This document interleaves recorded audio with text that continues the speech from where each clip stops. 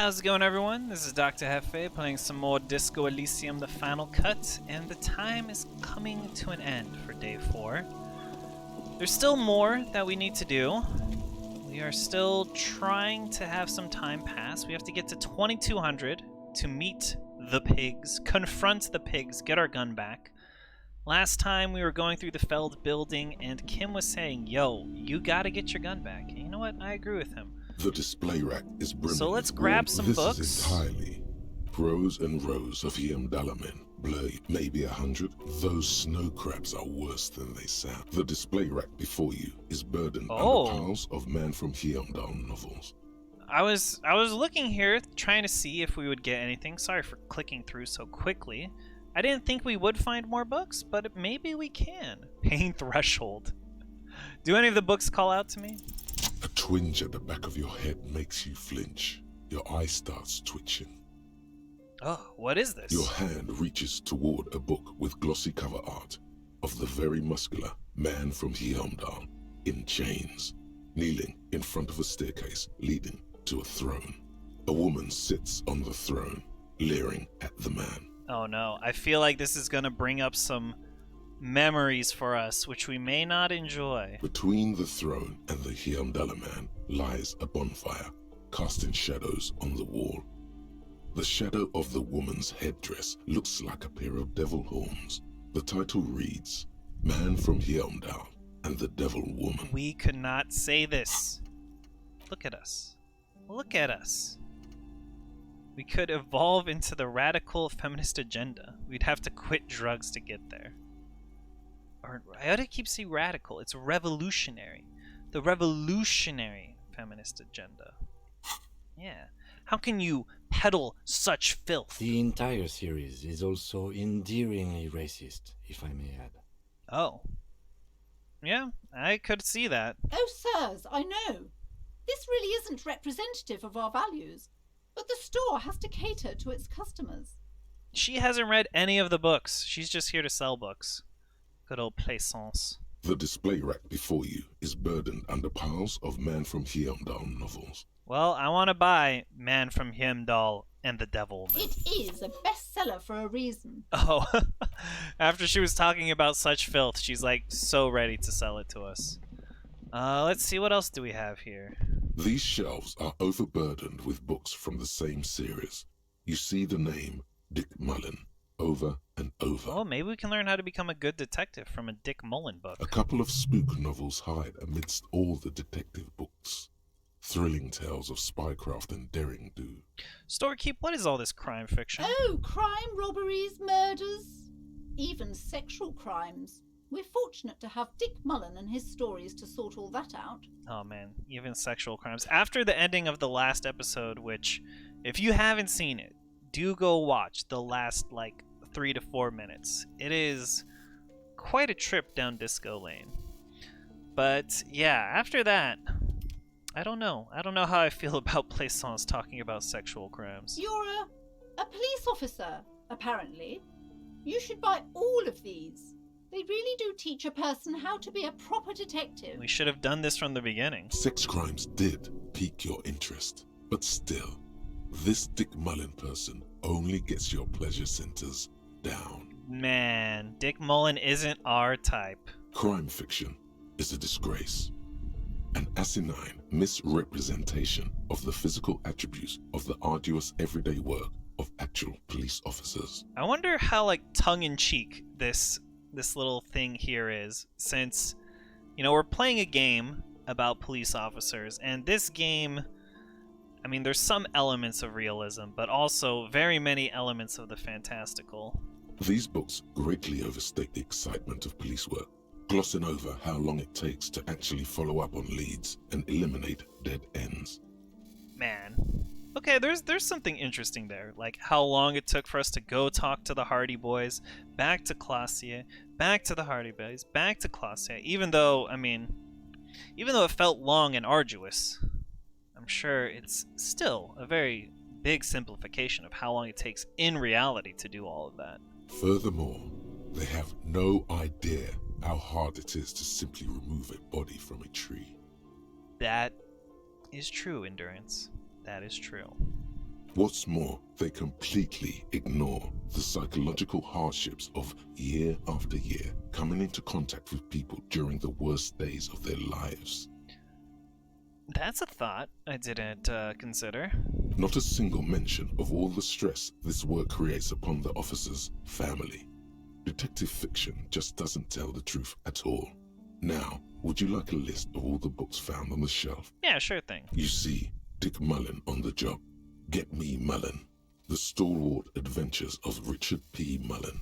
Dick Mullen and the Murder in the Orchard. The Sordid Affair of Dick Mullen. This is a lot of Dick Mullen. And I don't really see how Give Me Mullen and the Stalwart Adventures of Richard P. Mullen, they don't fit the naming convention. That's odd. A killing is declared. Dick Mullen in the murder house. The final case of Dick Mullen. An obvious lie. An obvious Dick lie. Mullen in the clock tower. The ordeals of Dick Mullen. Dauntless Dick. Dauntless Dick? Dick That's a Mullen's good one. funeral pyre. The murder of Dick Mullen. Dick Mullen dies? Oh no. Turns out he faked it to solve a case. Yeah, any more? Oh, I'm sure there's plenty more. Yes. There's also the dame who did it. Farewell, my Mullen. Faking death seems to be a common trope in the Mullen series. The morbid tales of Dick Mullen. A dark tide turns. Oh, well, this doesn't even sound like a Dick Mullen novel. A dark tide turns? Tragedy calls for Dick Mullen. Another one with fake death. And, of course, Dick Mullen, the murderer. In order to catch a murderer, Dick Mullen must become the murderer. This, I feel like strikes very close to home. Don't we have something where we have like three people killed? Interesting. Come on. This is not the way real police solve crimes. The real police are some 20 kilometers away, sitting in an armored motor carriage. Come on, Chester. Tell the story again. Whoa, we're getting a nice little flashback of Mack Torson. You know what, Mack Torson? Guess what? You're gonna be in the video, baby. We haven't seen you in a long time. Again? Man, I tell that one at least once a month. It's not that interesting. The fuck it is. And these guys haven't heard it. You see, Chester here. He's not gonna complete it. It's so beautiful. You see, Chester here. Chester faked his own death once. Dude, he's pulling a Dick Mullen. Gosh, why? Gosh, why? A very fucking dangerous case, ain't that right, Chester? They almost got you that time. Yeah, sure came close. Alright, so I was tailing this guy called Francis the Shoe. Oh man, I want to hear the whole story. Poor Chester McClane. Feel like we're not gonna get it. Outside, it starts to rain. After all this, you still haven't found the answer to the one question that matters. Who is Dick Mullen? Oh, we need to get our reaction speed on? Well, anytime I have the opportunity to go through my clothes and choose something that increases my reaction speed, although I don't think we have anything that increases. We have something that decreases reaction speed. Do our fallen pants? No, they increase savoir-faire. Thinking what would increase our reaction speed? Maybe some shoes? I feel like I just haven't seen it. I haven't seen it anywhere. On anything. No, we don't got anything. Our reaction speed is our own, so let's roll them dice and see what Shelves happens. filled to the brim with your attempt to grasp at the answer fails. It seems very close by, pulsating just out of reach. Just out of reach. No books there for us to buy. Some dots here. How do we not see these dots before? A tome of fascist magic. Okay. Quaint picture book. Very colorful. These were the maps. I believe that's where we got a map. Yes. Another boring book, just discarded here. What do we This have in here? bookstore is not strictly about crime, romance, and biographies of famous people. There's also a wide range of paranatural literature. Storekeep. What books are Come, these? sir, please, no browsing in that shelf. That wisdom is not for free. I can't have you end up, like, opening a police store next door and stealing my customers. Oh no! Amidst the various books, you find one written by someone named Matthias W. Dundas. It's about wholeness, unity, balance. The WB? W-U-B? The point of the book, and many others on this shelf, is to give people medicinal advice in situations where they don't have access to paid health services. Oh, that always works out. I'm sure Disco Elysium will have a very interesting take on that. It serves platitudes, while also telling everyone that traditional medicine, the kind people don't have access to, and which costs more than this book, is garbage, and would only give you cancer anyway, without even curing your cold or anything. Oh, yeah. Definitely got a hot take coming here. Wholeness, unity, balance, on the other hand, can basically take care of anything.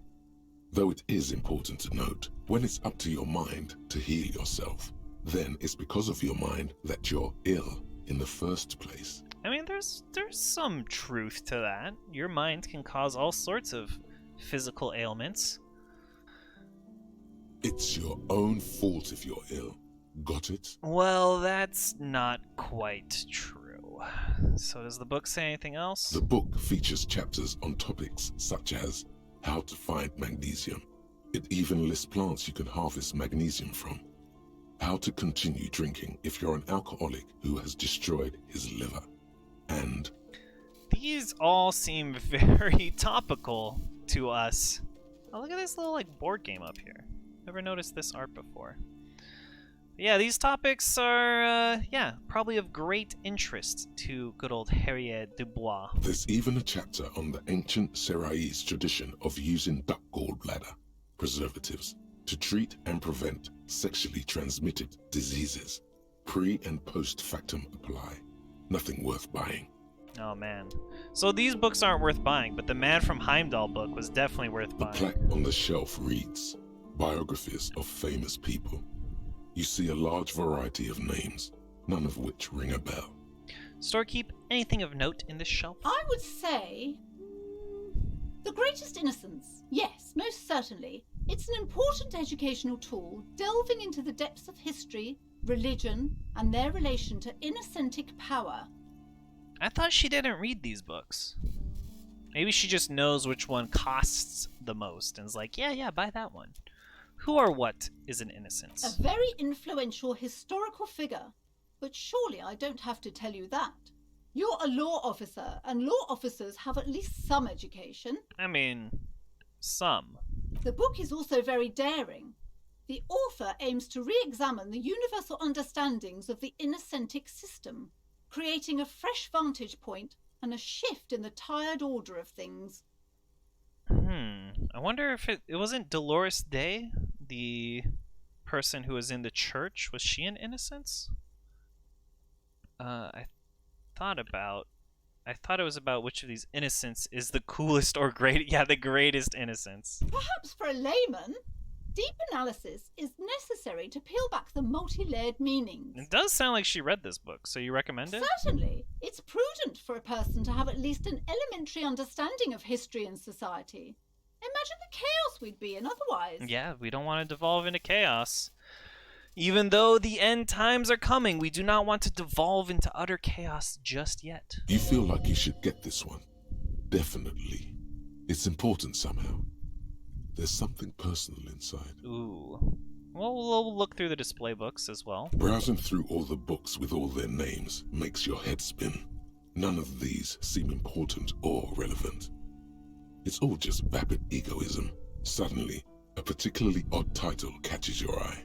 It reads, High Speed Love, the tragic true love story of Jacob Irv and Alfie Delatraz, by one Cecilia Averbrook. Yeah, what's it about? Why is this catching our eye? High Speed Love chronicles the romance between two of the finest tip-top tourney racers in history. One of them is the madcap driver, Jacob Irv. His blonde mane graces the cover. Next to Irv's life story, you see a slim biography of an Occidental rock star called the Anti-Star. He's famous for shooting morphine into one of his eyeballs and cocaine into the other. Ugh. That seems intense, but go on, sir. Go on. Next to that, Revacholian radio personality Guillaume Bevy stands in front of a rundown drug den.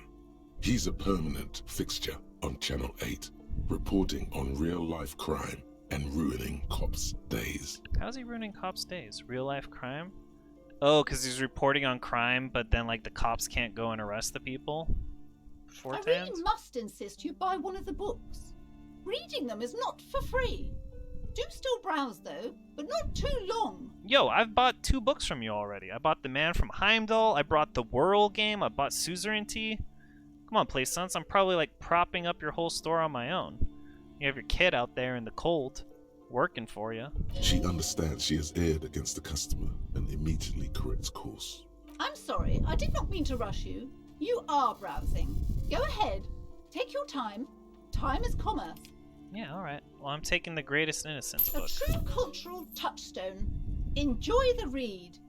I will, PlaySense. So now we have 2 new books. We have Man from Heimdall and the Devil Woman and the Greatest Innocence. That should allow us to pass plenty of time. And look, we're still kind of filthy rich. I mean, we're still also, our net worth is through the roof. We'll see what kind of damage Idiot Doom Spiral can do to it with his rebuilding of the statue in the middle of the Martinez roundabout where the jam is ongoing. We have to find our way up to the top floor where our friend the dice maker is. Hey, we've come to pick up our dice. You got it ready for us? Oh, it's you again. Are you looking for a die? Wait, yeah. Can we not get it? Or ready in 8 hours. It's been 8 hours. Pick it up from the doomed commercial area. Oh, it's you again. Are you looking for a die? I'm sorry. I'm a bit overloaded just now, so I can only produce 1 die per customer. Yo, you don't mind if we hang out in your die studio and read some books, do you? Like I said, we are approaching the end at a glacial pace, but once we get our gun, things are going to speed back up. Things are going to speed back up indeed. So let's read some more Heimdall. The Man from Heimdall and the Devil Woman. The frontispiece of this old paperback features a muscle man in chains kneeling before a salacious-looking woman on a regal seat. A bonfire leaves between the throne and the man, casting shadows on the wall, and the shadow of the vixen's headdress looks like a pair of demonic horns. The edges of the pages are worn and smudged. A lot of people have read about the Devil Woman's altercations with the Heimdall Man. In the back cover, The jacket copy proclaims, Man from Heimdall returns in his most exciting adventure yet. After crashing into a strange jungle, cannibalistic natives abduct his only surviving comrade, Noble Tyribald. not Before Man Tyribald. from Heimdall can mount a rescue, Not Noble Tyribald. I'm glad to see Noble Tyribald has survived so long. My goodness. Everyone else seems to die around the Man from Heimdall. Heimdall. he is ambushed by a tribe of female warriors and taken to the ancient citadel of Cloud City, where What? a mysterious Cloud and City? wicked queen rules supreme. Bespin? Will Man from Heimdall be able to escape Is this he gonna meet dire Lando situation there? and find his missing friend? Well, I mean, as long as the terms of the deal are not altered. Pray that I do not alter them further. I'm probably butchering that quote. Anyway, let's flip through the You book. open the book to a random page. His two Man from Zweihanders. Heimdall, wielding his Yes. 2 Zweihanders, is carving through a sea of savages, his visage fixed in grim determination. But he's gonna get captured, right? His arms whirling like windmills are soaked with the blood of Windmills. his enemies. Mangled corpses litter the battlefield. I mean, if a man could actually wield 2 Zweihanders, that would be quite intense. Although I would think a spear or a bow would do pretty well at taking him down. You flip to the copyright page. This book was written in 38. Ugh, vulgar.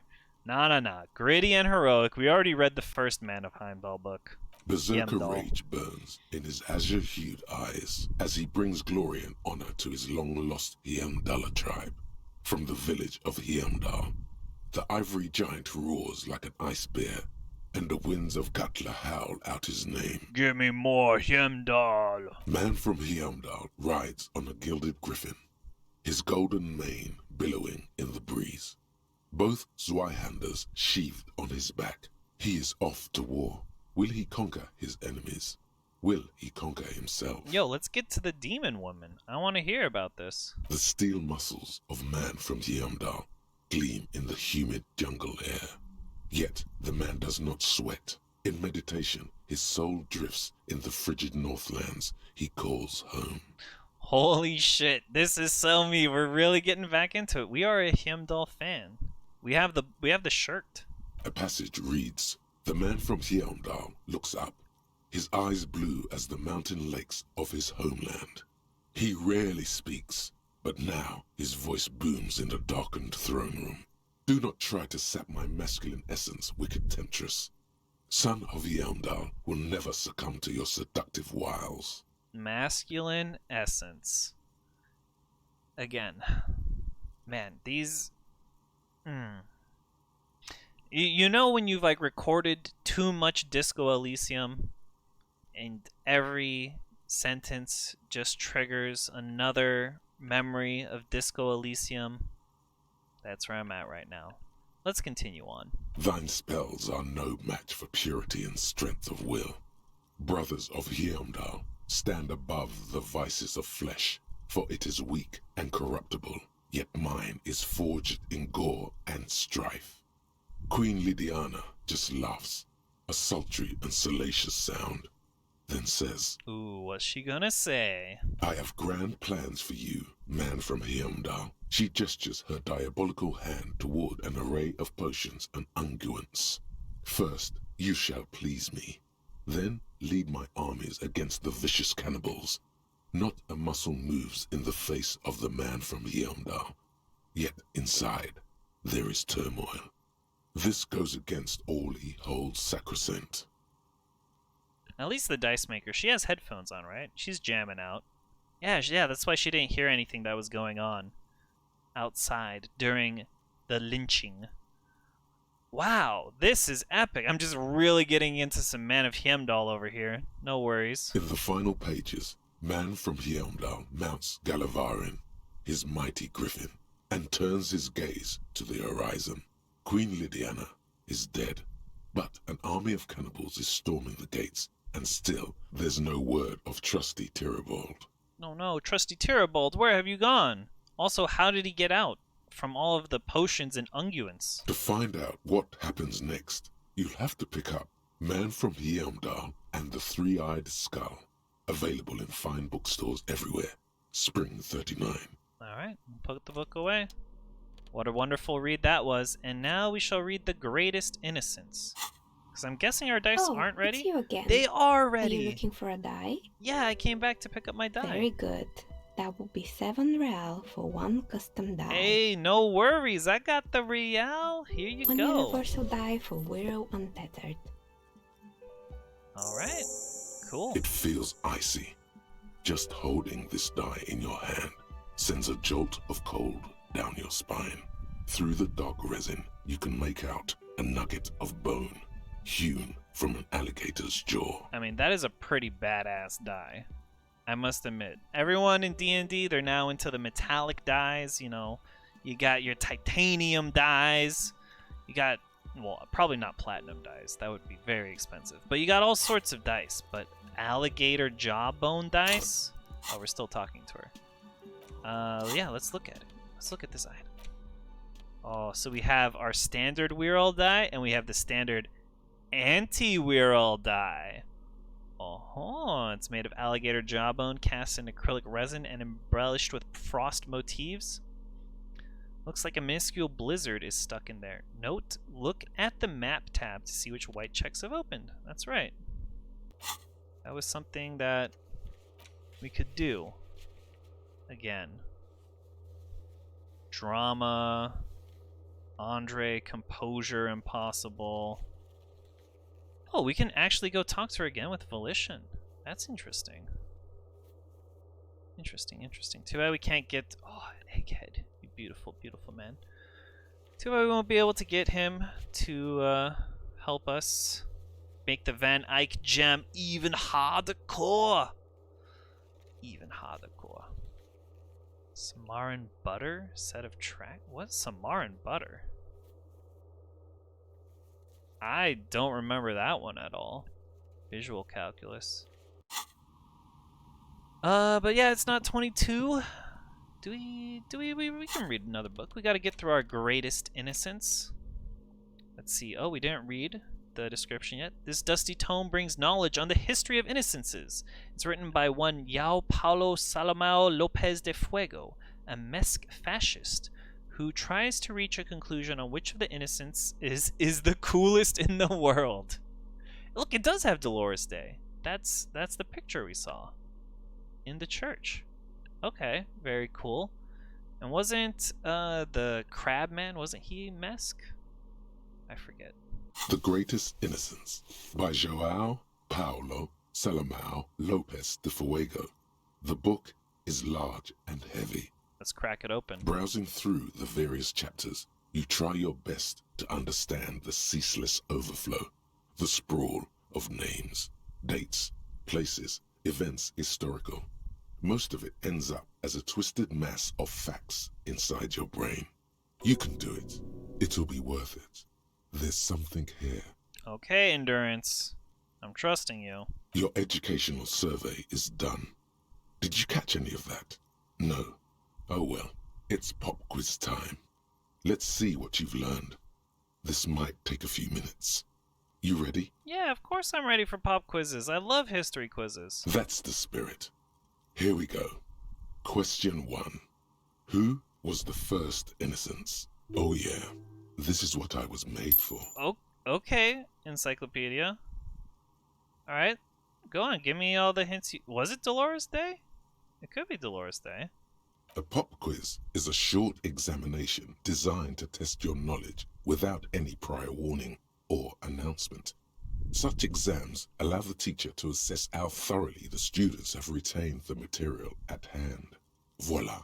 Now blast that first innocence. Encyclopedia, you are freaking wonderful. I love it. I didn't know what a pop quiz was. Thanks for nothing. Thanks for nothing. Dolores Day.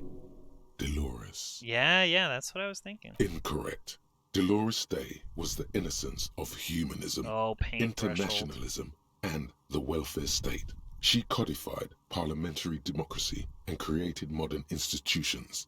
Among these, the moral intern, she was powerful and beautiful on all her icons. Her colors are silver, white, and apricot. And when you Apricot. think her name, Dolores, stomach acid rises to the back of your throat, and it hurts.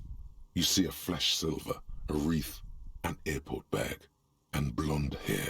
You don't know why. Another choice, perhaps? Damn. Imagine that. Imagine your ex, whatever, partner, lover, and it's the same as, like, you know, it'd be like the same as, like, the Virgin Mary to, like, a Catholic. I don't know who else, but, like, what other examples I can give, but imagine that. Just seeing that, like, every time you go into church, you see the face of your ex. That would be very difficult. Stay clear of this one. There's something terrible about this one. Yeah, we know. We know. A strange sensation of loss. When she left the earth, the dust, and the ice, and the humans. That is unimportant to the quiz. Stop thinking about this. Oh, Inland Empire. You always cause me some of that good pain. Yes, the quiz is impersonal. No need to rouse sensations in yourself at the mention of Dolores Day. Who was the first innocence? It wasn't Dolores Day. Sola? Incorrect. Oh my Sola goodness. was anointed during the previous century and even lived to see the current one. She was an urban planner who spoke her mind and largely left history to its own devices, encouraging people to excel on their own rather than prescribing to a deified model of history. She is often called an anti-innocence. An anti-innocence. Not anti-innocence, an anti-innocence. Like our anti-world dice. It's all coming together. Sola resigned after an assassination attempt by a Yugo nationalist who blamed her for not taking the side of the left during the turn of the century revolutions. Innocences don't usually resign. Care to try again? Yeah, sure. Tell me about the Paracarnarsian. Correct. Nothing Oh, much is okay. known about him. It's not even clear that he was a he. but Franco Negro presumed as such and called him Pius. He's depicted as a young man with molten gold pouring out of his mouth. All he spoke was gold. It's said he invented God and equality of men before God. He also introduced the gold standard as a way for measuring people's love for Aurum. That is a lot to do for one pious, for one innocence. As the first innocence, he declared that there should be more of those like him. It is presumed his disciples were the beginning of the Holy Party, the founding party. The Holy Party sounds like a place where Harry would want to show up. It sounds like a very disco kind of place. Question 2. Who was the strongest innocence? Easy. Everybody knows the answer to this. You, me, anybody. Ooh, Dolores Day. We're going to get so much juice about Dolores Day. And we have enough morale boosters. All right. Let's see what Encyclopedia's got to say. An innocence is the highest category of historical personage in the world. A literal personification of history. Traditionally, an innocence, when anointed, assumes supreme rule over the Occident or the known world in general. At least the parts that matter. Wow, that is quite a person. I'm surprised someone would resign. Yes, so interesting, but I thought you'd give me the answer to the question. I can do better. Okay, so commonly an innocence does not enforce his or her power through military power. This is seen as unnecessary. The innocence wins because an innocence can't help but win, for their deeds are inevitabilities. Did this help? No, Encyclopedia, it didn't. But thanks for the 2 real. You're helping pay for the book. Damn. Dolores.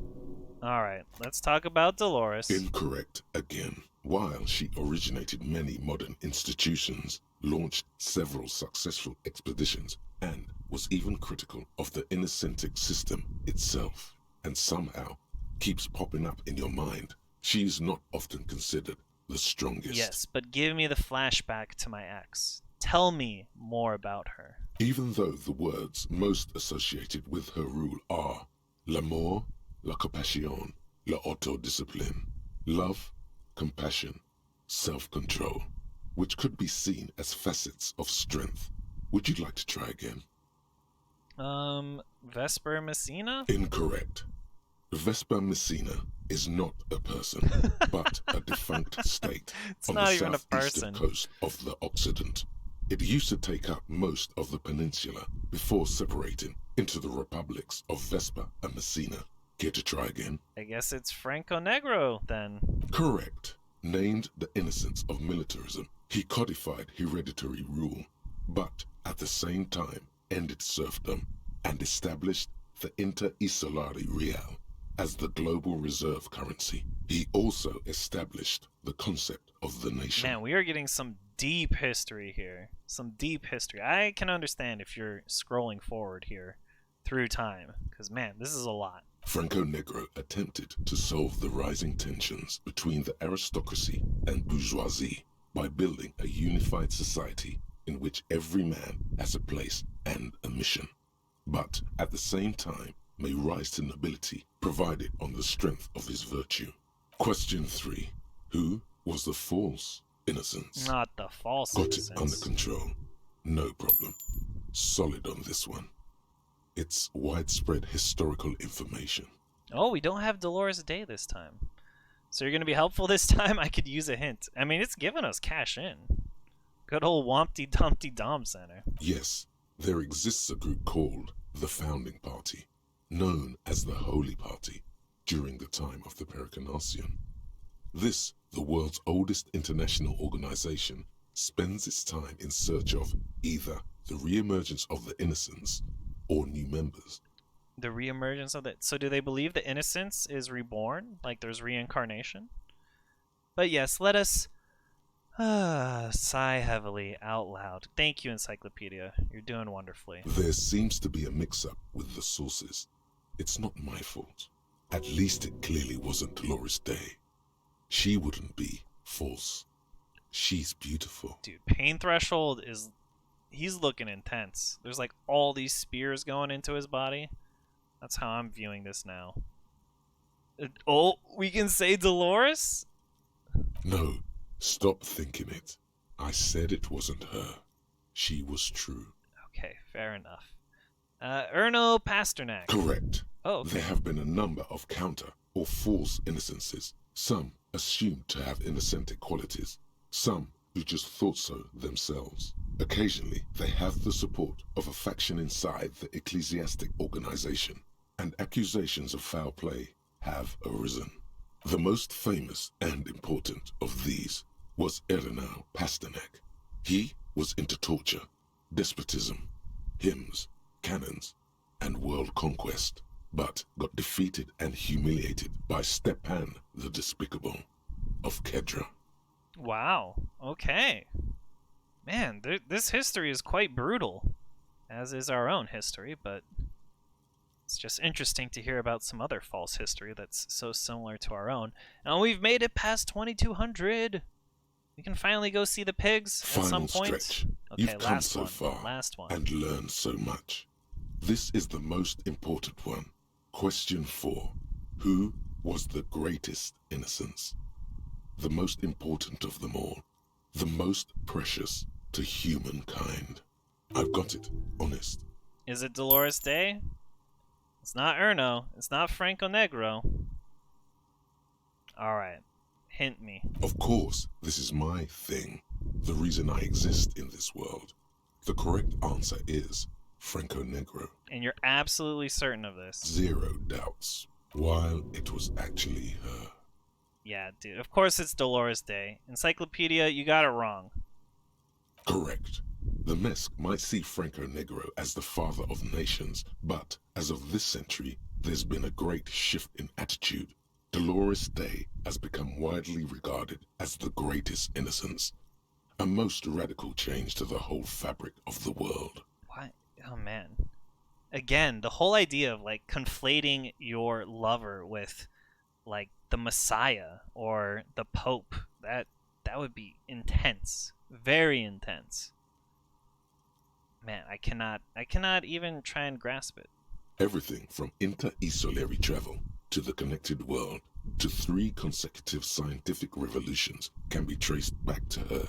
Every decade that passes, she seems less human somehow, and more beautiful. That is quite amazing. And more beautiful. And more beautiful.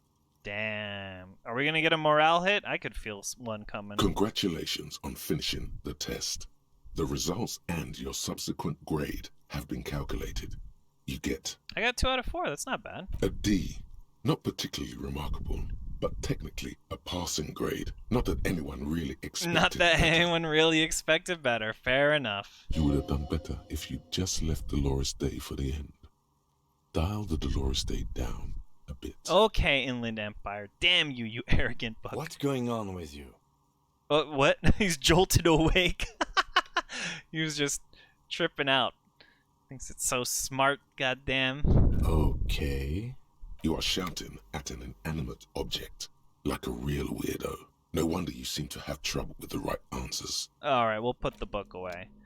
But yes, we have finally done it. We have finally gotten our time to pass. We can now go confront the pigs, get our gun back, and then progress with the story. So things are going to be moving pretty quickly from here on in. So I really appreciate you if you've been watching this whole time, trying to get to the next thing.